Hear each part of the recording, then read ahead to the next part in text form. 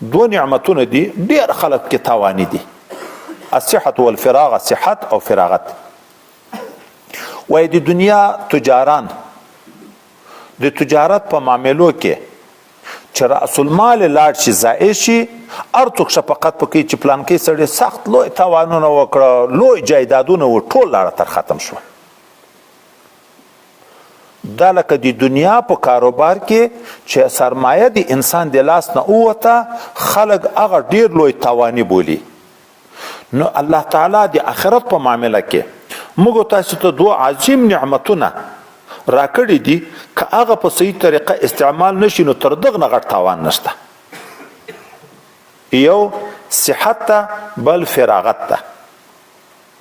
وای په صحت کې که انسان دغه نعمت ته متوجه شي، دومره کارونه د آخرت کړی شي چې د مرض په میاشتو کې د صحت یو ورځ عبادت بیا نشي کړی. او سړی چې په مشکلاتو کې واقع نه فارغ وي، دا د فراغت په وخت کې د قیامت د آخرت دومره سرمایه جوړوي شي چې بیا د شغل په وخت کې په کلو نشي کړی. خو شیطان ظالم د صحت او د فراغت په وخت کې موږ د دغه عظیمو نعمتونو محروم کې الله ولعب درځي چکر ده، فوټبال ده، والیبال ده او کرکټ ده، وختونه ټول په دغه را باندې تیر کی. دا خو ټول په خلاص وختو کې کیږي، وختونه هم خلاصي، صحت هم برابر وي. اوس په دغه کې وای دغه دوه نعمتونه که سړی په کار واچي، د صحت حال او د فراغت حال، بیا دغه انسان دومره آخرت سرمایه جمع کړي چې بیا مغبون نه مغبوط وي، غیبته کېږي په قیامت کې. هر سړی بیا د ارمان کوي کاش کې چې ما هم دومره عمل کړی وای. وای که د دغه دوه نعمتونه کار واخیست بیا مغبوط ده، او که کار یې وانخیست دا مغبون ده. لکه وای هغه حدیث مبارک کې چې پیغمبر علیه الصلاة والسلام موږ ته ویلي دي، اغتنم خمسا قبل خمسین، تاسو غنیمت وبولئ 5 شیان مخکې تر 5. ژوند مخکې تر مرګ نه په ژوند کې کار وکړه، پس له مرګ نه بیا نه کیږي. صحت مخکې تر مرض نه په صحت کې عباداتو کې کوشش وکړه، وروسته بیا نه کیږي مرضو کې. د ځواني شباب قبل الحرم، په ځواني کې کوشش په اطاعت او عباداتو کې وکړه، بیا په سپینګتوب کې نه کیږي. په مالداري کې مخکې تر مسکنت نه چې نن مال خدای درکړی د ولګوه، دا مال د خدای د دین لپاره د آخرت ګټه پکې وکړه، چې سبا بیا دیوالی شي مسکین شي هلته بیا ارمانونه کوي، بیا نه کیږي. او فراغت مخکې تر شغل نه چې فارغ وي کار وکړه، کوشش وکړه. موږ کال په سر کې موږ تاسو خبر کړی و چې ګوره دای طالبي زندگی هم د صحت هم د فراغت. مور و پلار و ورونو ترونه د خدای اجر عظیم ورکړي. 12 کاله موږ ته، 14 کاله موږ ته، 14 کاله موږ ته موقع راکړې ده د خدای د راضي کولو. مزدوري غریبانان کوي. دایمه قبله ګاسم مبارک الله د دنیا او د آخرت سعادت نصیب کړي. داسې نه چې په مړه کې موږ سبق ته پرېښي وو. د غریب روزانه کولې موږ 5 ورونه و 5 سره علم ته ورکړي. یا د چوټۍ په وخت کې جهاد، یا د سبقو په وخت کې سبق 5 سره. چې المسیان شروع شو، المسیانو په وخت کې هم د بازار ته المسیان دا به وای نه لګي، د علم نه بیا وځي. اوس یو سړی په سپینه ګیره مزدوري دی بل کوي، او تا ته وخت درکړی دی چې ته خدای راضي که، تا په ډېره جهالت او حماقت او بېوقوفي نه یي. خو شیطان د موږ دښمن ده. دغه زندگی ارمان چې دا نن تاسې دستاربندي وکړئ، کور ته لاړ شئ، بیا که لږ عقل والله چې ارمان یې وکړئ. ځکه نن نه څوک خرچې در نه غواړي، نه د معالجې مطالبه دی تا نه، نه د لباس مطالبه دی تا نه، نه د تربور سره لنجه دی تا نه، یو بل غم ده، ښه فارغ خلاصي هر څه.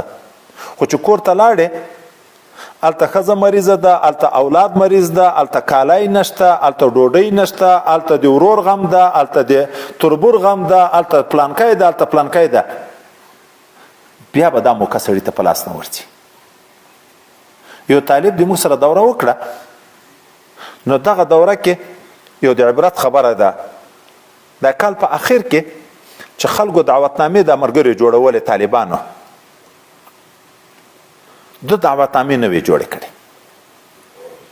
نو هر څوک ملګري لري، بیا یو ورځ ما ته وویله دا خبره، وایي ملګري تا چا ته دعوتنامه جوړه ده، چا ته دعوتنامه جوړه ده؟ ما ورته ویل ما نه ده جوړه هېچا ده. ولې؟ وایي ما په ټوله طالبي کې داسې چټي ژوند کړی و چې د پنجشنبې او د هفتې سبق ما په ټوله طالبي کې نه و ویلی، چې پنجشنبې شپه به شوه، پنجشنبې شپه به مې یوړه په بل طرف، بیا به مې د هفتې شپه هم په یغه طرف کړه، وروسته به راتلم، نه د کتاب ارزښت را سره و، نه د ذکر ارزښت را سره و، نه د بل څه. نن چې خدای دلته زه راوستم او په دغو شیانو پوه شم، نو زه چې دعوتنامه جوړه کړم نو ملګري استادان دې لرې لرې پېښور ته به یې وړم، کوټ ته به یې وړم، پلانکي ځای ته به یې وړم، نو یې ما که یوه ورځ وه که دوه ورځې وه دا ضایع کېږي، دا د مازدیګر ختم. خدای عالم ده چې بیا په ټول عمر موږ ته دا موقع پیدا شي که نه چې راشو چې په دا ختم کې شریک شو. خو هغه خرچه چې په کاټو کوم په موبایل په تلیفون وکړم ملګري ته، وخت به نه ضایع کوم، دا د ذکر دا یوه ورځ به نه ضایع کوم چې د ما نه تېرېږي، دا حدیث به نه ضایع کوم چې دا یوه ورځ د ما نه تېرېږي. سړی باید د هغه نعمت قدر وپېژني. وخت ډېر قیمتي ده،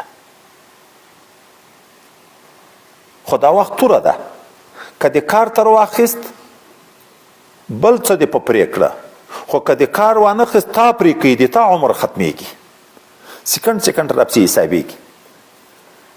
سهار نه چې نن دلته موږ تاسې سبق شروع کړی تر اوسه پورې دغه وخت ټول د الله ذکر ده، قرآن و حدیث بیانونه دي، د دغه وخت څومره قیمت ده. او هغه مسلمانان وروڼه دي موږ چې په بازار کې وخت تېروي، په کرکټو په والیبالو کې وخت تېروي، په چکرو کې وخت تېروي، یو دپاره تقریبا اکثره مجلسونه نن د ګناهو مجلسونه دي، غیبت، دروغ، بل څه، هغه باندې یوه ګنټه دوه ګنټې درې ګنټې وخت په ګناه کې تېر شه، په موږ د خدای پاک رحم و د الله تعالی په ذکر کې تېر شه. نو نبی علیه السلام یې دا دوه نعمت دي خو چا ورپام نه ده. سړی چې مریض شي بیا وخت الله، چې سړی بندي شي، مسکین شي، مشغول شي، لیارې په بند شي، هلته بیا الله یادوي، چې صحت ویم الله ترویر ده، چې فراغت ویم الله تعالی ترویر ده. او رسول الله موږ په دغه شعر په مضمون پوهیږي، اصل ژوند د آخرت ده.